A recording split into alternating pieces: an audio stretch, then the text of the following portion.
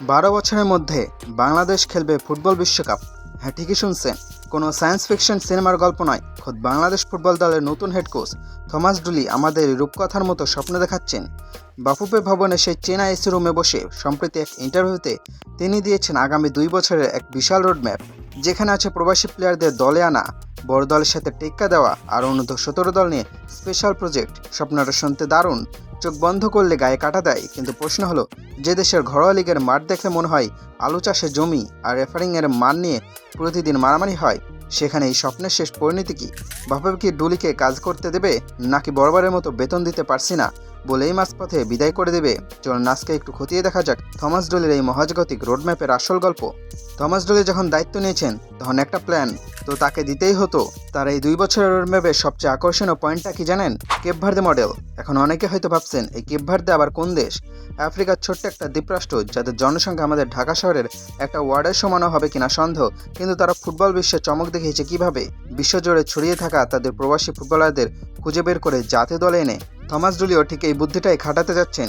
Europe, America বা বিশ্বের বিভিন্ন প্রান্তে ছড়িয়ে থাকা যেসব প্রবাসী বাংলাদেশি ফুটবলাররা ভালো মানের একাডেমিতে বড় হচ্ছে, তাদের লাল সবুজ জার্সিতে মাঠে নামানো আইডিয়াটা কিন্তু চমৎকার। জামাল ভুঁইয়া বা তারেক কাজীর পর যদি ইংল্যান্ড, জার্মানি বা ইতালি থেকে আরও একঝাঁক তরতাজা তরুণ এসে জাতীয় দলে যোগ দেয়, তবে দলের শক্তি এক লাফেই অনেক বেড়ে যাবে। কিন্তু ডুলি সাহেব হয়তো জানেন না, বাংলাদেশে পাসপোর্ট বানানো আর বাফুফের লাল ফিতার দৌরাত্ম পার করে একজন প্রবাসীকে দলে আনা কতটা হিমালয় জয়ের মতো কঠিন। রোডম্যাপের দ্বিতীয় বড় ধাক্কাটা হলো আগামী 2 বছরের মধ্যে র্যাঙ্কিংয়ের বড় এবং শক্তিশালী দলগুলোর বিরুদ্ধে বাংলাদেশের ম্যাচ আয়োজন করা। ডুলির যুক্তি খুব পরিষ্কার, যদি বড় হতে চাও তবে বড়দের সাথে লড়াই করো। সাফাঞ্চলে নেপাল, ভুটানের সাথে ড্র করে বা জিতে নিজেদের কিং ভাবার দিন শেষ করতে চান থমাস ডুলি। আর এই সবকিছুর শেষ গন্তব্য কোথায়? আগামী 12 বছরের মধ্যে বাংলাদেশ বিশ্বকাপে খেলা। শুধু বড় দলের বিশ্বকাপ নয়, যুব বিশ্বকাপ বা অনূর্ধ্ব-17 দল নিয়েও ওনার আছে একটা স্পেশাল প্রজেক্ট।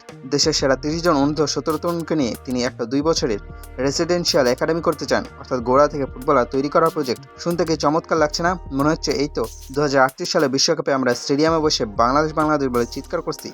ভীষণ হিসেবে থমাস ডুলিকে 10-এ 10 দেওয়াই যায়।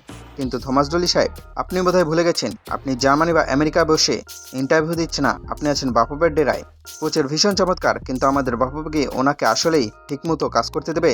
ইতিহাস কিন্তু খুব একটা ভালো কথা বলে না। এর আগে কত হাই প্রোফাইল কোচ আসলো আর গেল। লোড ভিত্তিক ড্রিকুইপ থেকে শুরু করে জেমিডে, হাবিয়ার ক্যাব্রেরা, সবারই একটা দারুণ প্ল্যান ছিল। কিন্তু শেষ পর্যন্ত কি হয়? বাফুফের সেই পুরনো জর্জীর্ণ পরিকাঠামো কি আদৌ বদলাবে? যেখানে কোচরা এসে মাঠের দুর্দশা দেখে মাথায় হাত দেয়, যেখানে প্লেয়ারদের পুষ্টি আর ফিটনেস নিয়ে বাফুফের কোনো নির্দিষ্ট লং টার্ম প্ল্যান নেই, সেখানে ডুলির এই একাডেমি প্রজেক্ট কতদিন টিকবে? সবচেয়ে বড় ভাইটা কথা জানেন? বাফুফের একটা পুরনো ট্র্যাক রেকর্ড আছে, কোচদের ঠিকমতো বেতন দিতে না পারা। কিছুদিন পর যদি শোনা যায় ফান্ড সংকটের কারণে কোচকে বিদায় দেওয়া হলো, তবে অবাক হওয়ার কিচ্ছু থাকবে না। বাফুফে কি তাদের এই পুরনো ঘুমন্ত স্বভাব থেকে বের হতে পারবে? স্বপ্ন দেখা ভালো, ডুলি হিসেবে আমাদের স্বপ্ন দেখাচ্ছেন, সেটাকে আমরা স্বাগত জানাই। কিন্তু বাস্তবতা হলো, একটা দেশের জাতীয় দল তখনই শক্তিশালী হয় যখন তার ঘরোয়া লিগের কাঠামো শক্ত থাকে। আমাদের প্রিমিয়ার লিগের ম্যাচগুলোর দিকে তাকালে কি দেখা যায়? যাচ্ছে তাই মাঠ, যেখানে বল ড্রপ করলে কোন দিকে যাবে প্লেয়াররাই জানে না। তার উপর আছে রেফারিংয়ের ভয়াবহ অবস্থা। প্রতিটা ম্যাচের পর রেফারিদের সিদ্ধান্ত নিয়ে যেভাবে বিতর্ক আর মারামারি হয়, তাতে ফুটবলের চেয়ে কুস্তির আবহ বেশি পাওয়া যায় এই ভাঙাচড়া ঘরোয়া লিগ নিয়ে। যেখানে আধুনিক ফুটবলের কোনো ছোঁয়াই নেই, সেখান থেকে 12 বছর বিশ্বকাপ যাওয়ার স্বপ্ন দেখা আসলেই রূপকথার মতো শোনায়।